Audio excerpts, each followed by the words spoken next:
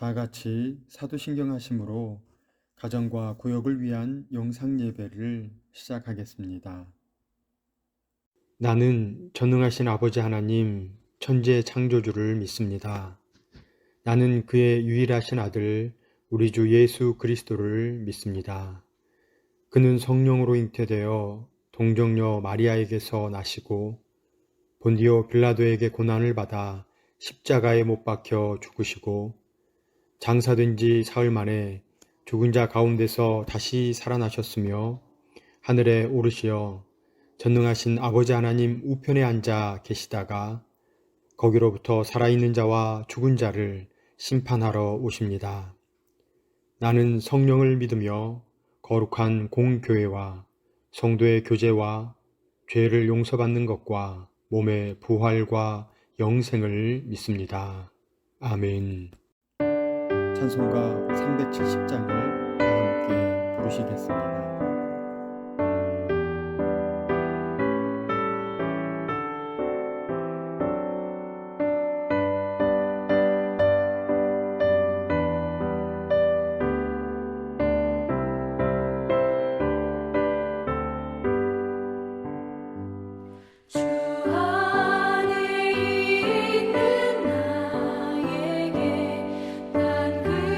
근심이 있으랴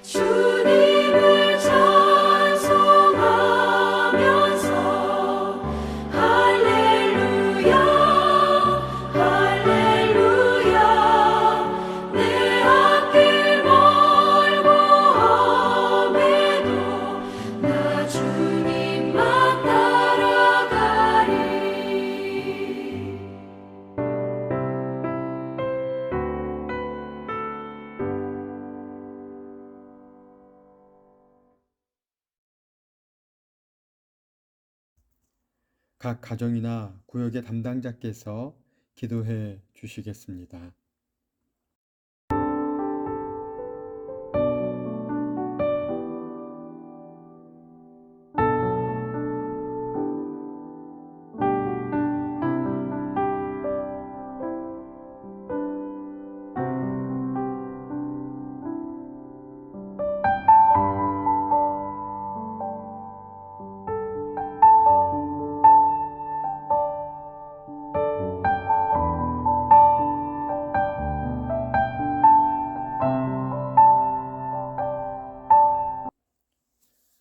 오늘 본문은 요한복음 4장 13절에서 26절까지의 말씀입니다.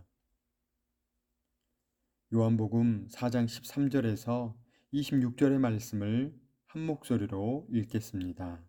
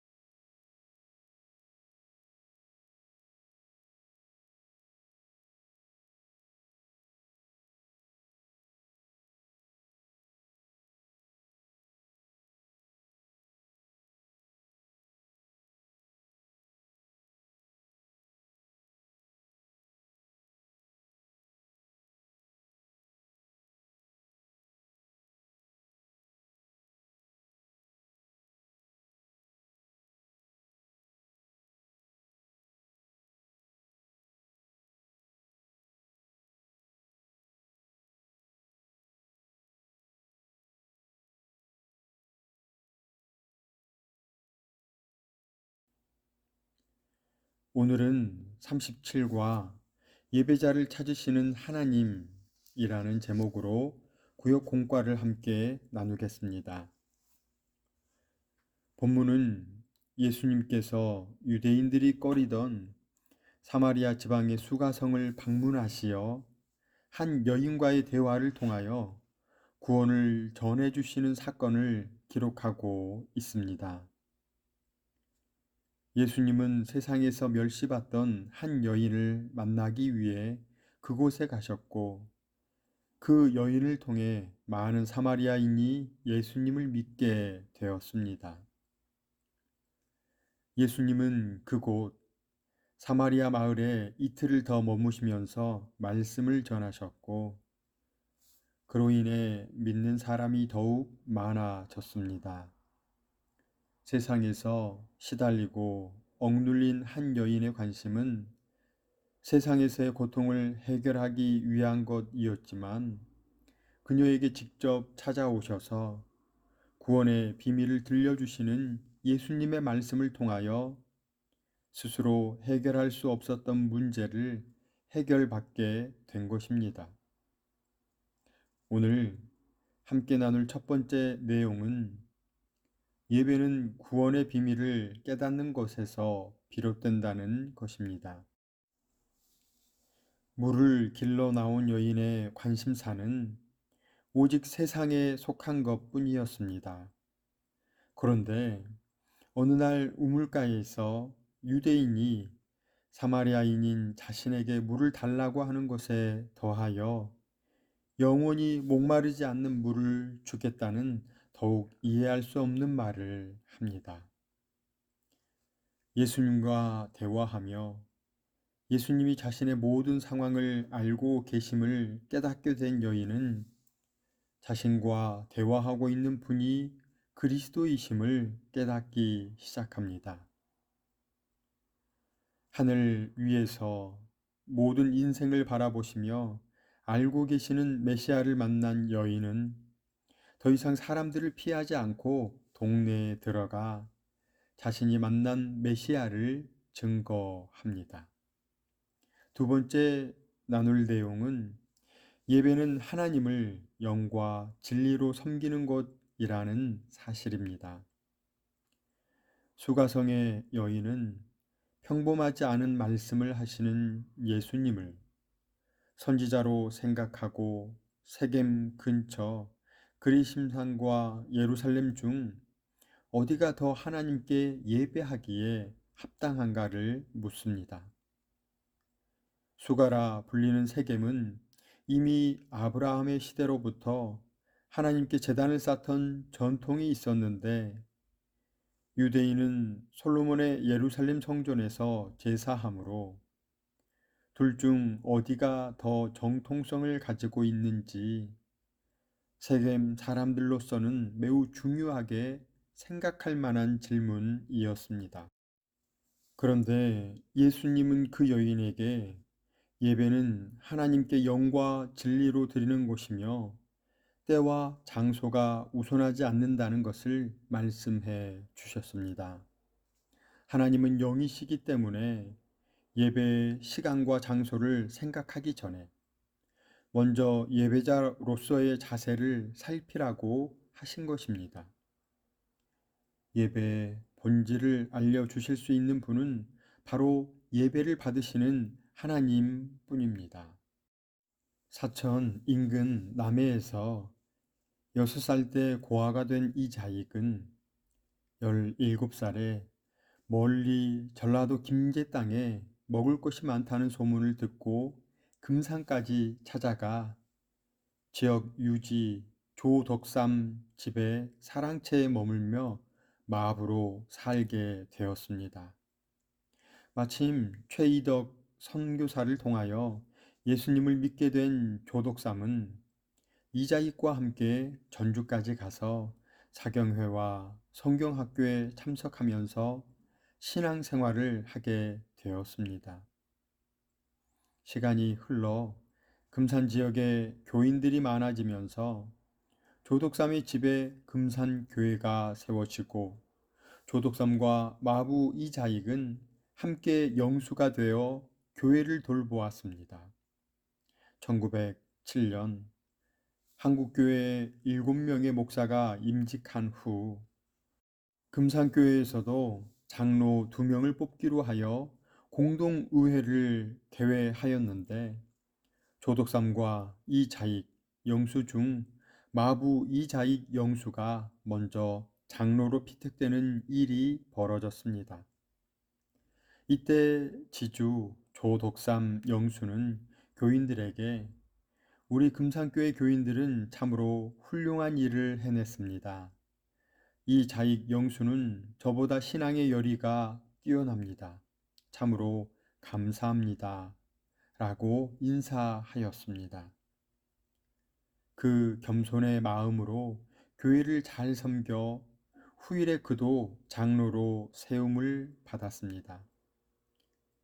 교회는 이 자익이 신학 공부를 하게 하여 목사가 되도록 도왔고 훗날 이 자익 목사는 본 교단 총회장으로 섬기게 되었습니다. 하나님의 사랑에는 차별이 없습니다. 예수님을 통하여 인생의 깊은 문제를 해결받으신 적이 있으십니까? 온 세상에 나 이외에는 아무도 없는 것처럼 외롭고 힘들 때 우리 주님은 찾아오셔서 나를 맞아주시고 구원의 길로 인도해 주셨습니다. 하나님을 만난 후 나를 절망하게 만드는 모든 것에서 자유할 수 있었습니다. 하나님은 나와 함께 계시고 나의 작은 신음에도 응답하시는 분입니다. 하나님은 나의 인생을 복된 인생으로 만들어 주셨습니다.